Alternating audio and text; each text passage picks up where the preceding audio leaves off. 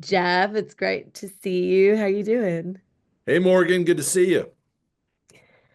Well, it's good to be here and a reminder that we have our Ash Wednesday service tonight. So excited for that and to start Lent. Feel like we just ended Christmas and Advent, but Doesn't stop, Morgan. Every year. every year we're back. That's right. Well, wanted to just ask some things about your sermon on Sunday. It was really great. My mom even came and said she really loved it. So Joe, let's go. good job here. Um, yeah, I was struck by your pilot story because my dad is actually a fighter pilot, which you know. And I That's was like, awesome. I love it. Your dad's fighter pilot. And I was teaching other pilots. And the funny thing is, and I didn't work this in, but my younger brother actually went into the Air Force and now is like a professional photographer and produces air shows. Sometimes he's the MC for them. He's like a total plane nut. He goes up like with F-16s flying all around. And and I'm like, that's for you, brother. You own that corner of the Meyers market. was your mom like, all right, yeah, he could handle the military. He Yeah. doesn't mind Yeah. being told what to do. Yeah. I had no business. So she had the thing is her older brother and her younger brother were both Marines for Mm. Vietnam. And so they, I think she had an up close and personal view of the military and, where we grew up in Spokane, there's an Air Force base called Fairchild Air Force Base, which B-52s used to fly out of. And so that was very much a part of the culture that I was raised in.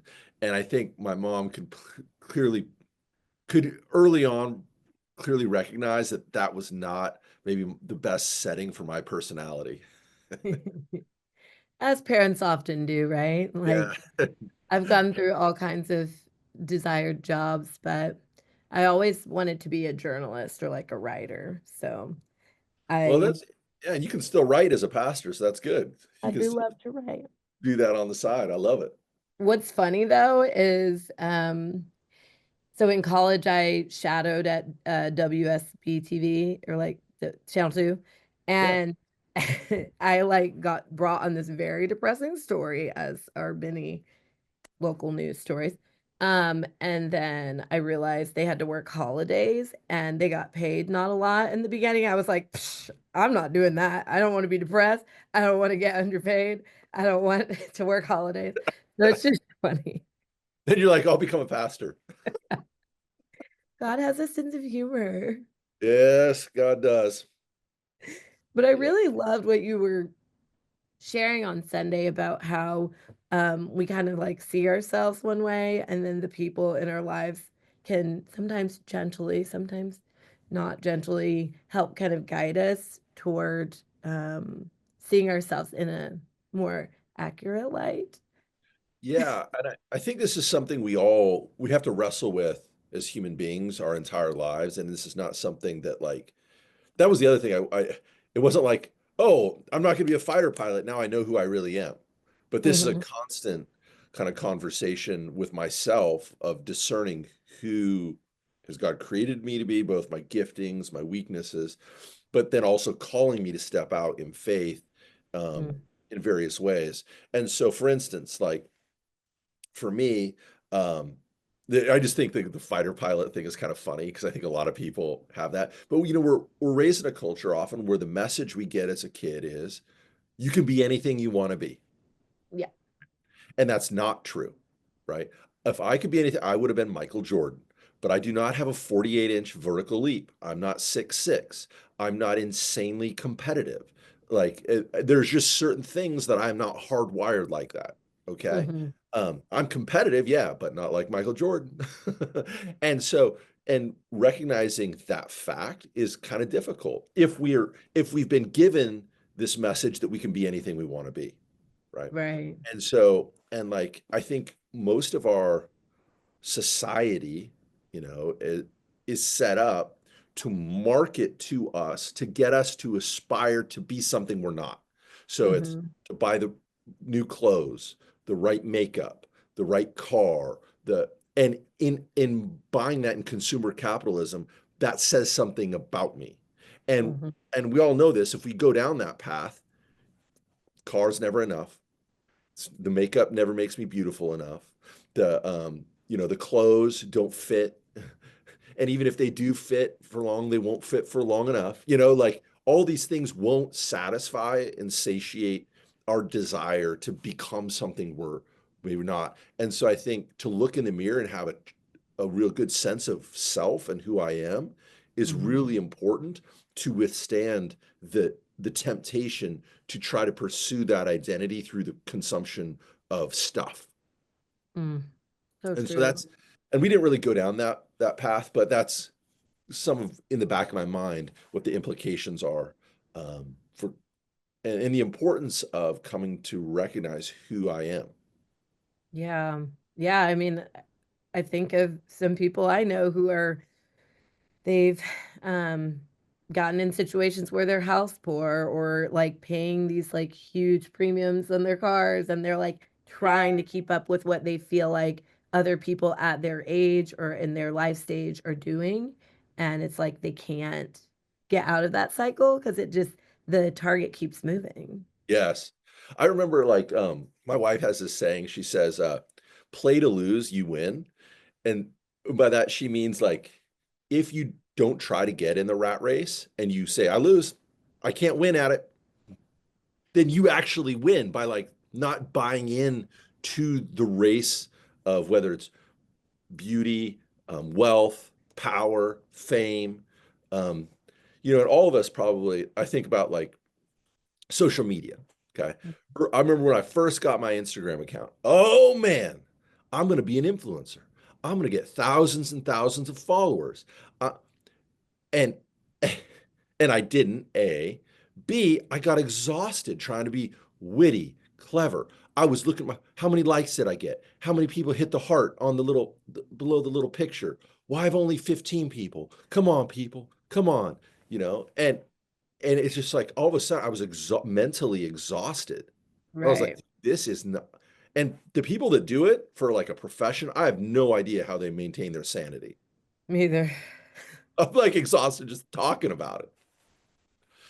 A lot of work. Yeah, and so I think, and there was a certain freedom when I kind of said, I'll look at Facebook once a day, Instagram maybe Hmm. once or twice a day, but that's it. And I'm not gonna get into the constant rat race of having to keep up with everything, um, and trying to be something I'm not, and just kind of Hmm. accept that, I've got 943 followers or whatever, and that's okay.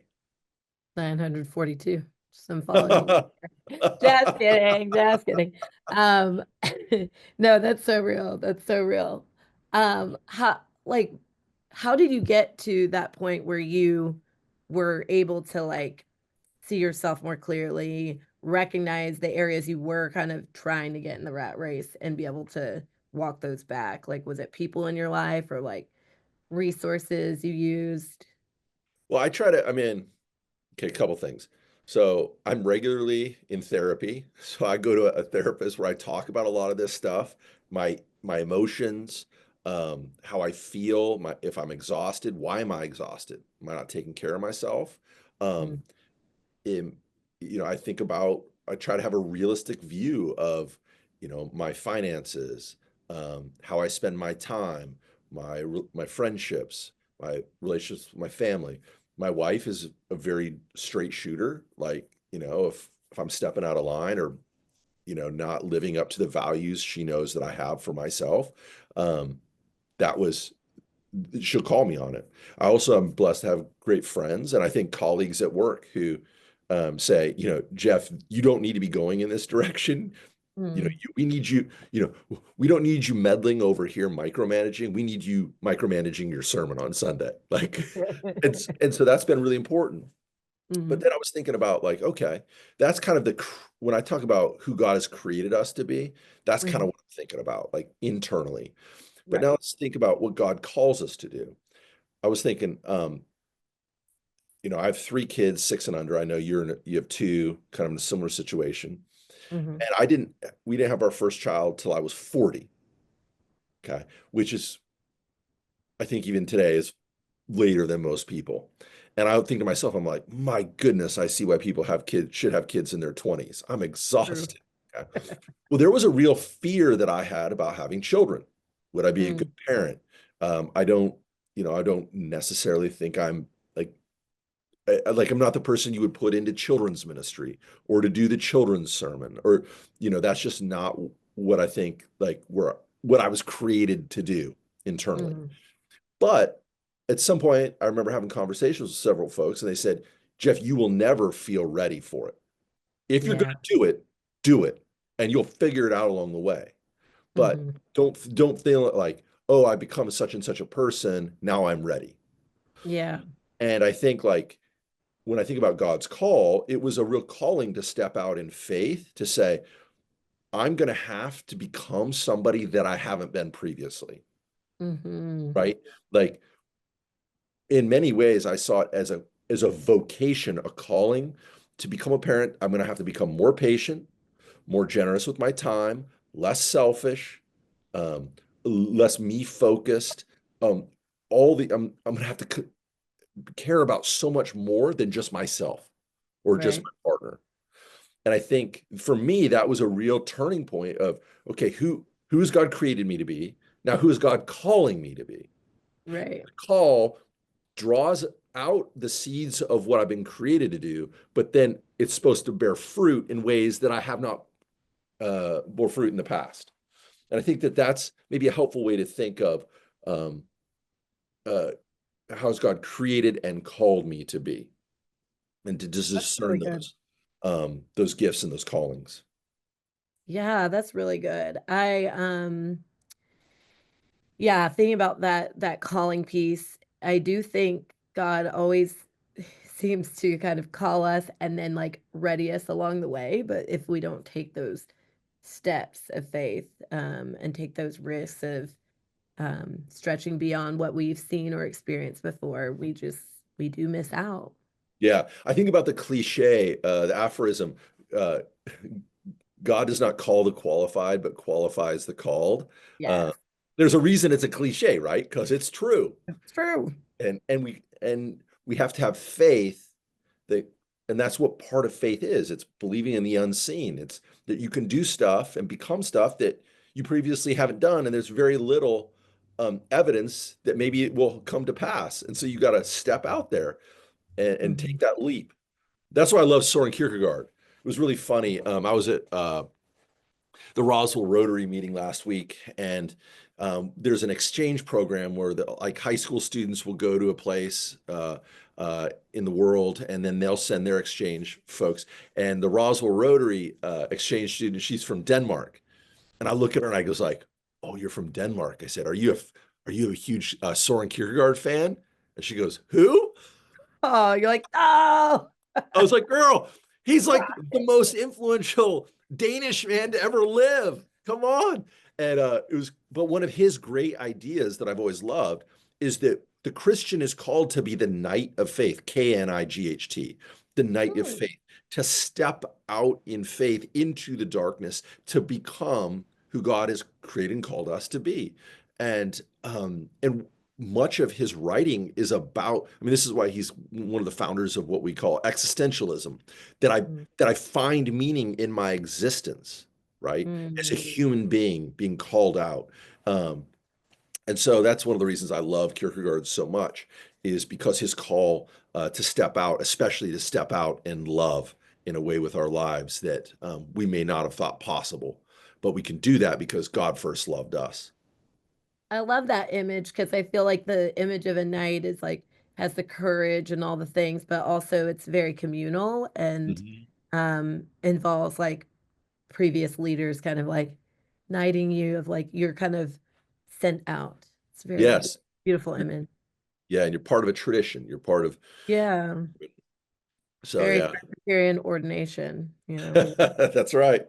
the elders and yeah, Absolutely. I think when I think about your sermon, I know you're not like an Enneagram fan or whatever, but I feel like when I was in my 20s, a lot of how I got to seeing myself realistically, like seeing maybe the places I had, like the things that I had maybe thought I had within me that I didn't, and the things that I did not see that I had that I did have within me. It's like tools like the Enneagram, strength finders, like all of those. I think when we make them our personality, it's too much, but when I think they can be really helpful to helping us see ourselves and find the root of like different reasons why we behave the way we do. And Yeah. Yeah, my thing is like I think like the Enneagram functions kind of it's like a Christian version of a horoscope. okay, I think it's deeper than that. I think it's deeper than talks about But your fear or that motivate that thing, your core thing that you're like motivated by. I And then know. I love because people that are committed to the Enneagram, dude, I just love ruffling their feathers because they get so irritated. They're like, no. But the way I've heard it described, maybe you can correct me if I'm wrong, is that the Enneagram is basically based on what's your base or fundamental trauma, and your life is often arranged and situated based upon that base trauma. And how do we deal with it? Come to terms with it. Um, deal with the scars. And I think Mhm. that's a very interesting way to understand it, the Enneagram. And the thing is, like Enneagram people are always like, you're a two, you're a seven, you're an eight. And I'm like, how can I be all three? I'd like, and no, you're not an eight, you're a nine, And I'm like, there's only nine versions of human beings in the world. I know, I know, I know, I know. I Come on. agree. I mean, it is limited. It's all tools are limited. Okay. That's right. Well, we've done, on our staff, we've done the disc and strength finders. Uh, And I think what we've found is it's really helpful to do that as a team because then mhm. you see like, oh, Morgan doesn't Morgan doesn't like to be emailed at the last second with something to do. She's a preparer and she likes to schedule this stuff out. And so if I'm going to be a good teammate, need to play to your work style and your personality type. And I think that's really helpful to understand the personalities and preferences of For people sure. who work as a team. And I would encourage folks if you're a manager or you work in a team context to do that. I think it'd be very helpful to keep things going smooth and everybody moving in the right direction, and everybody doing their best in their specific role. Yeah, and realizing what strengths you bring to the table and maybe what growth edges, and then maybe one person on your team has the opposite and Yes. What number are collaborate. you on the Enneagram? Two, baby. And what's two? The helper. The helper. Okay. So like I'm like a two wing three, and my husband is a three wing two, so we understand each other. So Oh, it's like the helper and I don't know, how the achiever. He's the achiever, I'm the helper, and then together it's like you help each other achieve, you know. I'm like the again? best VP you'll ever have. I don't want to be VP. That's Are you how I put how it. long in your guys' relationship until you did the Enneagram together? I probably made him do it like 2 months into dating. Like You're I was like insane. That is your on your, my your phone. pillow talk. You're like, oh, you're such a good two. Oh, honey, I mean, he's not as into it, your but he has. threeness, your He's threeness is coming out. uh, I love it. but No, you do you. Who am I? a helpful tool Yes, it's a helpful tool. as are Fine to many. judge. As is therapy, also in therapy, spiritual direction. I'm like, I've done it all. And I feel like it really helps. And now I'm more, I'm only in my 30s. I'm sure there's lots of things I don't see about myself. Right, But I'm like, wow, it really relieves a lot of pressure to just know who you are.